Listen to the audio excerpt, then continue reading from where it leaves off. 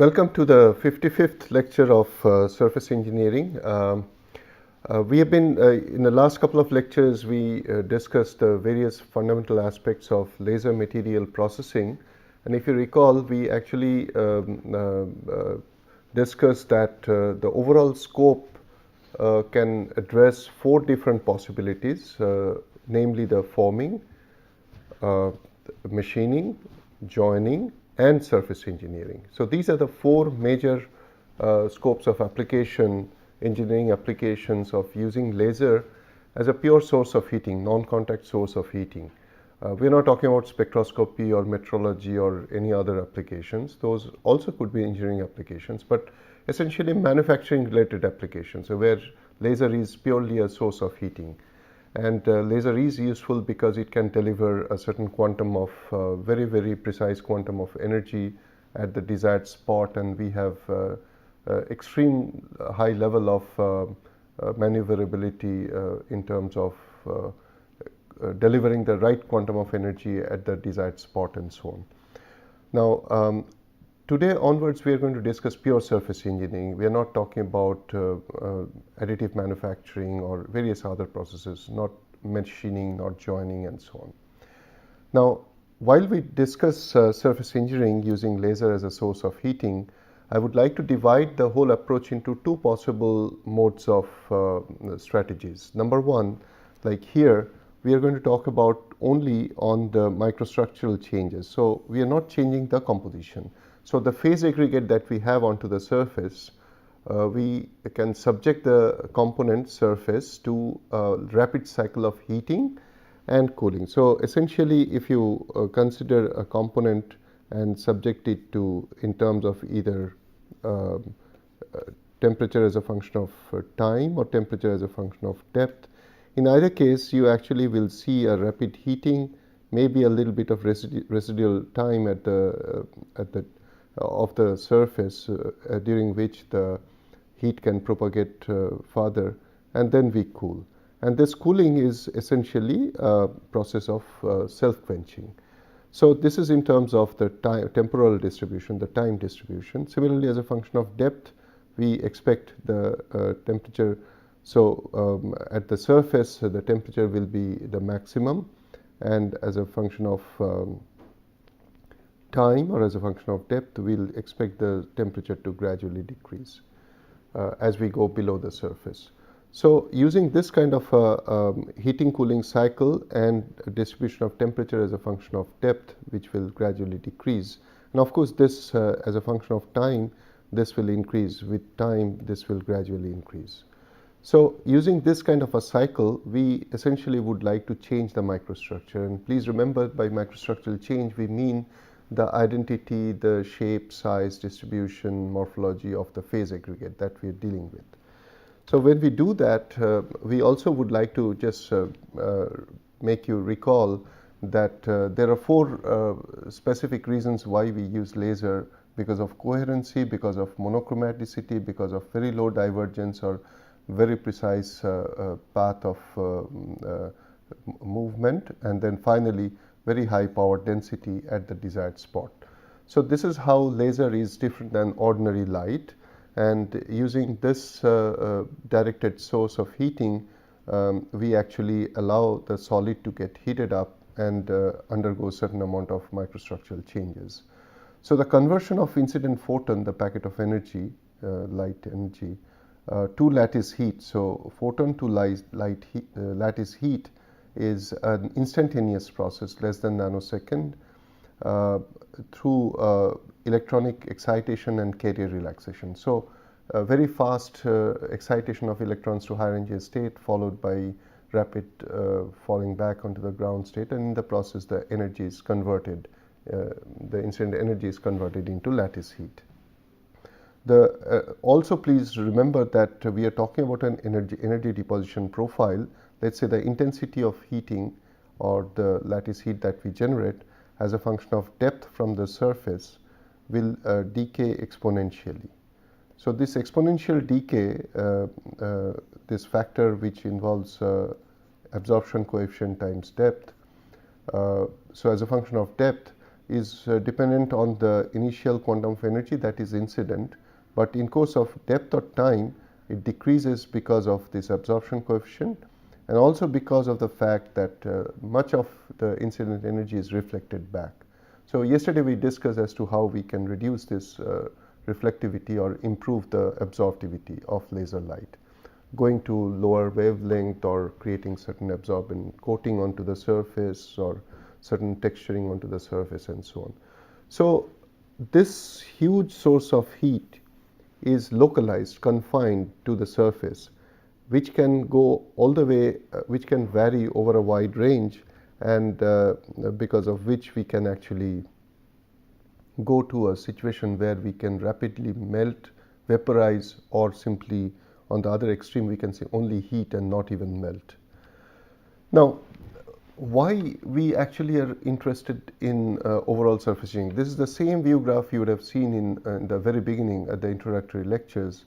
And please, I just want you to remember that in all these components, be it a gear or a turbine engine component, or this highly rotating bearing assembly, or these ceramic or metallic balls that are part of the ball bearing assembly, an engine block or a sprocket or a nozzle or the camshafts or these orthopedic implants. In all these cases, they are very different. Compositionally, they may be metallic, they may be ceramic, they may be steel, they may be aluminum, or they may be silicon carbide or alumina, titanium, various kinds of metallic materials, ceramic materials, even polymeric materials.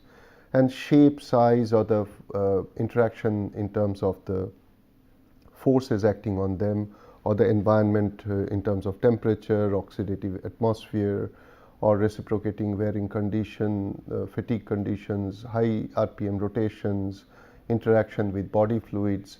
So all these combinations of various conditions, they are very, very different component wise. Yet there is one thing in common, that all these components, when they undergo failure, the failure usually initiates from the surface, and that is purely because of the fact that the intensity of stress interaction with the surface is maximum, and also the environmental effect intensity at the surface is again higher than any other parts. So the core doesn't experience as much stress intensity or environmental attack intensity as the surface experiences. So surface always undergoes failure or is prone to undergo failure before other components actually, or the core of the material undergoes. So we need to take care of the surfaces. We need to protect the surfaces against wear, friction, corrosion, oxidation, various other kinds of surface damages. So this again we would have discussed that we said there are various properties, surface dependent properties, physical, chemical, mechanical, and I have just listed a few representative properties under them. So when we want to improve upon any of these physical, chemical, or mechanical properties, we adopt the surface engineering approach, and we have already discussed we do it by material removal, by modification, or by addition. Now, in today's lecture, we are going to concentrate on this part, where we actually are only modifying the surface without change in dimension, and that too a subset of that, which will essentially be hardening or annealing, only requiring change in microstructure and no change in composition. So the overall scope of surface engineering is, this is what we have discussed, be it a nanometer or few millimeter from the surface, we call it near surface region, and we modify the microstructure and composition, or both. In today's application using laser, we'll be worrying, so we'll only change the surface microstructure, and we'll see how it can improve the surface dependent mechanical properties. So we are not discussing the conventional processes. We have already done it at length in the past. We are not even considering ion beam or electron beam. We are considering only laser beam, which is a direct energy beam, as a clean source of non-contact heating. So the overall scopes can be only heating, can be only melting. So this is heating without any change of state. This is heating with change of state. This is also heating with change of state. And this is in solid state, yet the rate of heating is so large that will create a very large amount of stress onto the surface.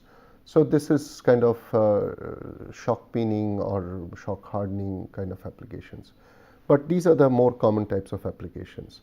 But please remember, we can do many of these processes like annealing, solid state hardening, grain refinement, texturing, even maybe marking or scribing, all these processes without shock peening, shock hardening, all these processes only through change in microstructure and no change in composition. We have already discussed this, so we can go and heat, remain below the melting temperature, or we can cross the melting temperature but not cross the boiling temperature. So in the process we can do processes like bending, which is a forming process. We are not discussing that today. We are going to discuss transformation hardening, maybe a bit of coloring, or surface amorphization or glazing. Now all these processes actually don't require any change in composition, right? Now when we are talking about that, we have to again recall the important point that we are only talking in terms of power density and interaction time, and combination of this. So for example, when you want transformation hardening, you actually don't need to apply very high power density, so relatively lower amount of power density, but the interaction time would be sort of moderate. On the other hand, if you want shock hardening or shock peening, then you are talking about extremely high power density, but for a very short period of time. So then the domain is only this much, whereas for hardening we are talking about a domain like this. So just by controlling power density and interaction time, we can achieve either transformation hardening or shock hardening, or even surface amorphization or various applications like that. So in principle, we must recall that two parameters independently can be varied, the power density and interaction time, and that's exactly what we'll do in order to change the microstructure. So let's take up some examples. In case of steel, we are aware, we just need to recall the basic phase transformation principles of steel. All we need to do is to, if you recall the steel part of the phase diagram, so this is the part of the iron cementite system, and if we take a composition somewhere in the medium carbon range, say about 0.4 weight% carbon steel, so if this is the component we are talking about, so this component may have a certain depth or thickness, but we use a laser beam only from the surface, and this beam can move, or the component can move, so that we heat here, and gradually the heated zone moves along by x direction, and each time during the irradiation, the temperature of this region will undergo a rapid heating, and then maybe a little bit of residual time, and again will cool down. So this heating and cooling process is entirely confined to this region for the period of time of interaction, and this time of interaction can be very, very low, anything like a millisecond to even nanosecond. So in this short period of time, there is rapid heating and rapid cooling. So in the process, please remember, this is the composition. So this is basically the carbon amount, and this is the temperature. So in this short period of time, we are dealing with this alloy, and the alloy from room temperature will go to this temperature, or maybe this temperature, and in the process will undergo a transformation from ferrite to austenite, and subsequently this austenite will transform by rapid self-quenching into martensite. So when we move the beam away, when we move the beam away to the next position, so during this period the cooling cycle starts, and this cooling is a self-quenching cooling. and because of which this kind of a sequence happens. Ferrite transforms to austenite, and austenite on fast quenching undergoes martensitic transformation. We must have adequate carbon. Otherwise we don't get sufficient hardening effect onto the portion we have actually irradiated. So let's say this is a shaft and this is the turbocharger. So we want these corners and the skin to be hardened, also the shaft portion to be hardened such a way that from the surface until towards the core, certain depth should transform to martensite. And when it transforms to martensite, not only it hardens, it also creates residual compressive stress onto the surface. So in the process, we actually ensure better wear resistance, better fatigue resistance, and all these normal circumstances you would do conventionally. You charge the whole thing, so the whole component you charge inside the furnace. Now you unnecessarily heat the entire volume, you don't need to heat. And then when you subsequently quench the whole component, there will be scopes of lot of distortion or bending or undue oxidation, discoloration, and so on. But when you use a laser beam, so typically if you just consider this pointer, so this pointer moves like this, and this is how exactly the laser beam also will move. So this component will rotate, the shaft will rotate, the shaft will rotate, and when the shaft rotates, the beam remains stationary, but as the shaft rotates, the beam also moves along the surface. And in the process, point to point, you actually continue to heat, and the heating zone transfers. So this is how you actually do it very fast, and at the same time you can allow the system to undergo rapid change of microstructure from one crystal structure to another. In case of steel, this change of phases from one type of an aggregate at room temperature to higher temperature, and then subsequent cooling, during cooling, so another transformation leads to significant improvement in wear resistance, hardness, and other things. So this could be a circular section, this could be a rectangular section, or with complex shapes like this, with a geometry which is curved geometry and so on. The advantage of using laser is that if this is the surface we are talking about, and if I know this is my beam diameter, I can make sure that the beam diameter at the surface is always in focus. And if it requires, instead of flat, if we are dealing with a curved surface, so I'll have to basically trace exactly this contour of the surface using a computer-aided mechanism, controlling the beam.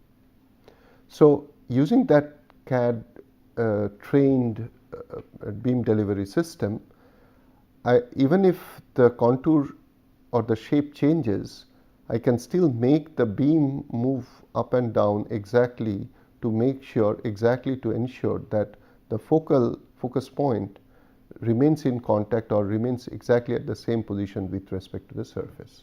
So in the process, the heating cycle will be exactly the same. Otherwise, if the beam remains exactly at this level and you have a curved surface, then obviously when this trough region is under the beam, then the heating level will be much lower compared to this crest position when you have when the distance between the beam and the peak position is very close by. So this is very important for us to make sure that we actually maintain the identical position of the focus with respect to the substrate surface. So in principle, this is certainly possible with steel. We can certainly do with many other elements, many other systems. In fact, we don't necessarily have to always undergo ferrite austenite kind of phase transformation. Even we'll show some examples where we are able to take it to very fast cooling to take it to surface melting, limited melting onto the surface, followed by resolidification of this molten layer, and that also can produce a significant amount of hardening. But that we'll discuss later. We can also do semiconductor annealing, or basically annealing of even metals or non-metallic systems.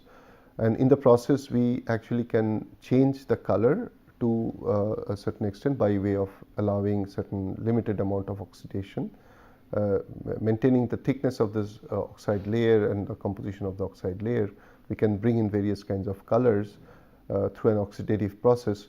But otherwise, we actually can also make microstructural changes. Like, for example, this silicon wafer, initially, if it is in amorphous condition, by way of laser beam heating, we can convert this into a polycrystalline aggregate like this. So by changing from amorphous to polycrystalline aggregate, we can make a lot of changes in terms of not only appearance, but also transport properties and color and electrical properties. Now, another very important process is shock peening. So I told you that in terms of power density and interaction time, if you choose a region which is very high power density but very small interaction time, so of the order of a few tens of nanoseconds or so, but your power density is megawatt per centimeter square or even higher. So in that short period of time, you actually can create a shock wave onto the surface. So in order to create that shock wave, first you would create a layer, you'll cover it up with some, so it's a polymeric membrane with certain chemicals or certain substances which can undergo very quick vaporization. So we use a pulsed laser and we allow the very high fluence in terms of, so this is in terms of energy, or it can be in terms of power is watt per centimeter square for very small period of time. So we actually allow certain bursts of laser irradiation at very high frequency, very high repetition rate, and that creates, that immediately vaporizes the content inside between the membrane and the surface, the solid surface. So with vaporization, this portion expands, and if it expands, then if it is prevented to go beyond a certain point onto the right, then obviously it creates a huge pressure inside, and this pressure creates a shock wave. So you create a plasma which tries to expand, and you confine the plasma within certain volume, and that creates a shock wave. And this shock wave is a very transient one, and but nevertheless can create can actually cross immediately very high stress level, which can cause certain plastic deformation, create certain amount of dislocation density, and in the process can make the surface harder, and most importantly make the surface develop certain residual compressive stress. So the reason why we actually create residual compressive stress is because of creation of this high dislocation density onto the surface. But the beauty of the whole process is it's not like a mechanical deformation process by rolling or by shock peening or something like that. The beauty of laser assisted shock peening, please remember we are talking about shock peening and not shot peening. So the shock peening actually allows very thin layer. We are talking about a very thin layer which is typically few tens of a micrometer or even less. So the dimension, there is no dimensional change, there is no compositional change, there is no distortion, yet the surface develops fairly high, few hundred megapascals of residual compressive stress. So and just to remind you, the utility of such residual compressive stress is that if this is the surface, and if you create deformation onto the surface, then essentially you create residual stresses which are sort of acting towards each other. So if there is a crack formed for by whatever reasons, maybe due to fatigue or wear or something, this crack first has to overcome this residual compressive stress and then convert this into residual tensile component, and then only the crack can propagate. So under normal circumstances, when you create such high residual compressive stress onto the surface, near surface region, they act in a way to prevent crack formation or crack propagation, and that helps the component to acquire higher resistance to wear, fatigue, or any amount of mechanical damage to the surface. And this is done by laser in a very precise manner. So if you have, for example, a component, a sharp teeth of a gear component, or sharp edges of a cutting device, or in a semiconductor you want a small region to be heated and leaving rest of the regions unaffected. So very precisely you can heat treat only this portion, the dimension of which could be few micrometers, and remaining 90%, 99% of the surface can be left unaffected. So here also you can affect only this very precise corner of the cutting device, or the shear component, or some sharp edges, or maybe the cup, the curved portion of the acetabular cup can be given this kind of a treatment to create residual compressive stress. And you can do that very precisely, exactly at where you want, and avoid heating other zones where you don't want. So this is the advantage of such kind of shock peening, and this is the kind of machine, and this is what you are seeing here is on aluminum alloy. This is a standard aluminum alloy, and this is how the shock wave propagates because of the creation of this temporary plasma pressure that we create by way of this kind of laser irradiation. So so this is typically the load displacement curve. So when you actually apply such shock waves, then you temporarily cross the yield strength of the material locally, very, very confined region, and that's how you create certain dislocation density. But this deformation is so small volume that there is no overall distortion or change of shape of the material. So it is important that we actually choose the right kind of paint and then have an impervious membrane through which we can actually use the laser beam to irradiate. We can also do texturing, which means we actually, this texturing is different than crystallographic texturing. So we are not orienting the crystallites in certain crystallographic directions. Here we are basically creating certain pattern onto the surface. So certain tiny little holes or small markings at regular intervals, or certain grooves at regular intervals. Now all these cuts or grooves or dents actually creates a very nice geometric pattern onto the surface, which improves the lubrication, allows higher speed of rotation, tire power, also reduces fuel consumption. So for any rotating parts, particularly let's say the engine blocks and so on, now the pistons, the exhaust levels are reduced, and most importantly the wear and tear or the mechanical losses on the surfaces is reduced. And this is done, so actually when you do this with a laser, you actually create very localized evaporation from the surface or deformation from the surface. Now in case of mechanical system, this deformation is spread wider. In case of laser, it is confined to very, very small level. So you can do, for example, using certain electrochemical process or chemical process by using certain acids and so on. But with laser, you actually can reach a very high level of absorbance, and hence the effect is much higher and can be done over a very wide range of wavelength, incident wavelength. So in order to summarize, we'll say that we can do various kinds of surface engineering using laser surface engineering, where either we change the composition and microstructure both, or we change only the microstructure and not the composition.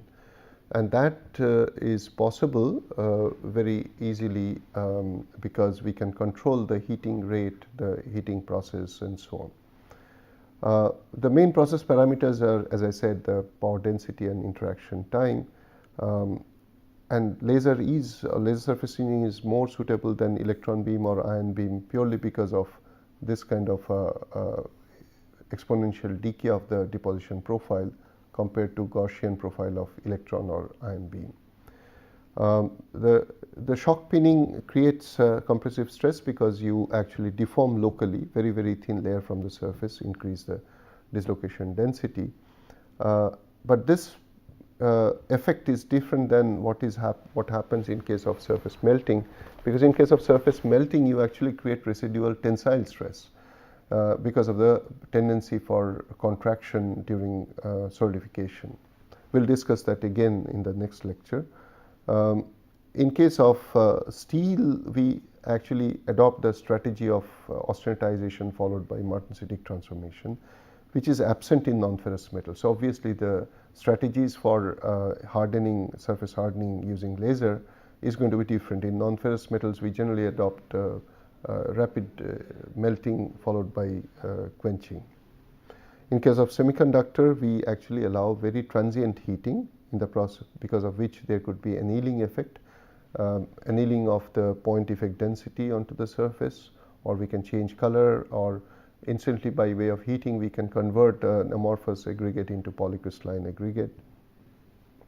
And texturing involves creating certain surface patterns by way of creating grooves or dents or marks and so on onto the surface. And this is different than changing the crystallographic distribution onto the surface in terms of crystallographic directions and planes, or bringing in certain pattern in that. This is more of the topological texturing than crystallographic texturing. So we'll stop here and then we'll move on to the next lecture where we'll discuss specific examples. Thank you very much.